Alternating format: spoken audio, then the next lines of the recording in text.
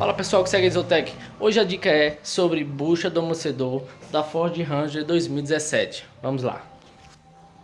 Estamos aqui com a picape Ranger. Aqui o amortecedor dianteiro. A dica é o seguinte, pessoal. Esse amortecedor vai uma bucha aqui prensada. Ela é muito comum dar problema. Ela estoura a borracha e começa a fazer um rangido no amortecimento. Então, o que acontece? Tem que trocar a bucha. Tirei a velha, pedi uma nova. Mandaram uma bucha tão inferior, cara, tão inferior que eu nem quis colocar. Eu coloquei uma, só na prensagem ela entrou perfeitamente, porém ficou folgada. Tirei com a mão, né?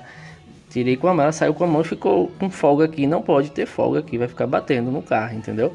Então eu fiquei sabendo de um cara que recondicionava essas buchas. Ele, na realidade, ele faz essas buchas, né?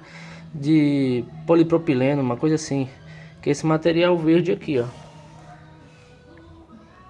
Aí ele coloca um pino central, né? Um cano para pôr o parafuso. Ele fez.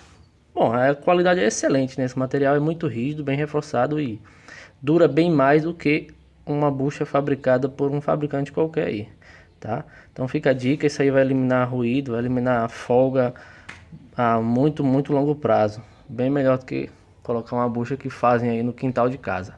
Fica a dica aí pra você, forte abraço.